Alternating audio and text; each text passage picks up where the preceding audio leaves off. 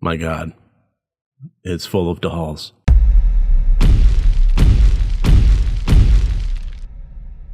Hello and welcome to RotD Review of the Day, and today you may notice that I'm in slightly different digs. That's probably going to be for the foreseeable future, and that's all right.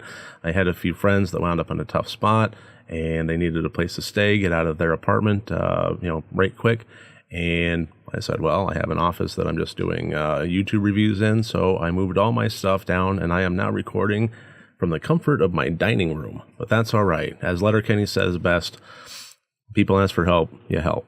And that's all there is to it. Moving forward, Incident in a Ghostland, or Ghostland. This is a movie that I saw last night. It actually goes by both titles. I don't know why they had it originally as Ghostland. They changed it to Incident in a Ghostland, so now you see it in both ways, depending on where you're going. IMDb has it as Incident in a Ghostland. JustWatch.com has it as Ghostland. Whatever. But I was genuinely surprised by this movie. I really didn't quite know what to expect. First of all, it starts out, the general premise is a mother and her two daughters are moving into a house out in the rural wherevers, and they inherited it from the mother's aunt, and when they get there, it's, full of creepy dolls and, mirrors that open up and all sorts of weirdness, and then interestingly enough, throughout all that creepiness and set up for possible supernatural whatevers, it starts turning into a home invasion movie, and then it kind of transitions into possibly going back to supernatural movie. And this is a really difficult movie for me to discuss. The reasoning for that is the entire thing tends to shift from one foot to another. And it does so in ways that I cannot talk about almost any part of it without giving spoilers that will ruin the entirety of it. And it is worth watching. It is worth not spoiling for you. I really, really recommend it. And when I first started watching it, I really didn't know what to think. I wasn't too impressed. The home invasion stuff started pretty quickly, and it kind of felt like it was putting its it was foot on the accelerator, like right hard, and which is nothing wrong with that. I thought that was an interesting pacing choice. But even so, the acting and so forth, I really didn't know where they were going with it. And then when it started to make its first transition, there was just so many questions that were popping up in my head about character motivations and why they were doing what they were doing, and why isn't this person, seeking professional help, and it all gets answered, and I really can't talk about any specifics because all I can really promise is that it does have a very satisfying conclusion to it. Any questions that you may have pop up as the movie progresses, just keep with it, and you will be rewarded. This is a really, really good movie. So I think let's get into the categories. Let's do that. So the 4 different categories, each one worth up to 25 points for a total possible score of 100 points. And the plot, the way that it was presented with how the story flowed, I thought worked really, really well. I was pretty super impressed by that, and I really wasn't expecting to be impressed by anything about this movie. I kind of kicked it on as a roll of the dice. I was kind of expecting some cheesiness and some, I had been, my last few reviews had been some classics, some stuff from the 80s. I kind of wanted to go more modern for this one. So it was just kind of random pick. And when it first started, it was, the character interactions were just a little, So I was bracing myself for a real snoozer. And man, I didn't get it. I got a good movie.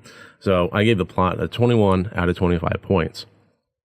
The intent of this movie was something that would, have some jump scares, have some good scares to it, have some really pretty disturbing moments to it, but ultimately mess with the audience's mind. And I thought that it succeeded fairly well on that.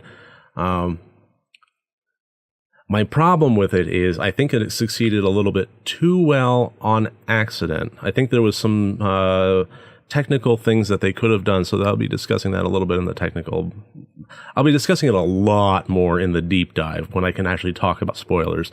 As it is, obviously these reviews are spoiler free, but there is something I felt that they could have done to make it still messing with the audience's mind, but a little bit less confusing, because during that a portion of it, there was a big transition, and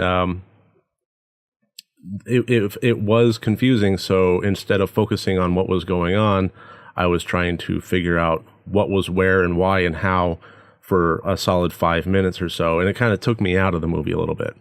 So I like where they were intending to go. I think that they could have done some technical things that would have made it a little bit have a little bit more punch and a little bit less confusion. Messing with the audience's mind is one thing. Accidentally confusing them is another. So I give The Intent 19 out of 20 points. The acting was wonderful. Honestly, it really was surprisingly wonderful. The way the movie started out and the interactions between the mother and especially the two girls interacting with each other felt very forced and felt very, they hate each other for no reason, and that's just the way they are. I'm an angsty teen. But it got much more in depth than that. It got much more raw than that. And I honestly, Amelia Jones, who played Beth, was surprisingly good. I was genuinely impressed by her performance, which could not have been an easy thing to pull off. So the acting, I gave a 20 out of 25. Overall, very, very good.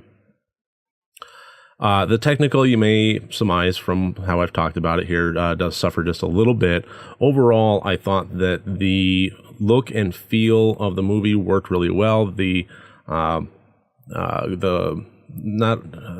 a whole lot of gore or anything along those lines, but there were some disturbing scenes that were difficult to pull off.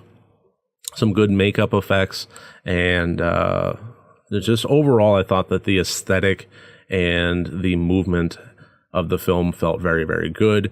It's just that technical thing that they could have done better, which I will be discussing in the deep dive. So I gave the technical an 18 out of 25 points. So that gives us a total of 78 out of 100 points. And I really do love doing these reviews, but I really love doing the deep dive discussions. I enjoy doing the reviews here, but it still feels like my hands are shackled a bit. And this movie in particular, I feel like that. I can't, I want to talk about so many specific things, but I just can't. But you know what? I'm going to very soon here when I record the deep dive discussion. I really hope that you watch Ghostland or Incident in a Ghostland and come back and watch the deep dive with me. So other than that, I really appreciate you joining me here. And next time you want to watch a horror movie, first make sure that it's good and rotted.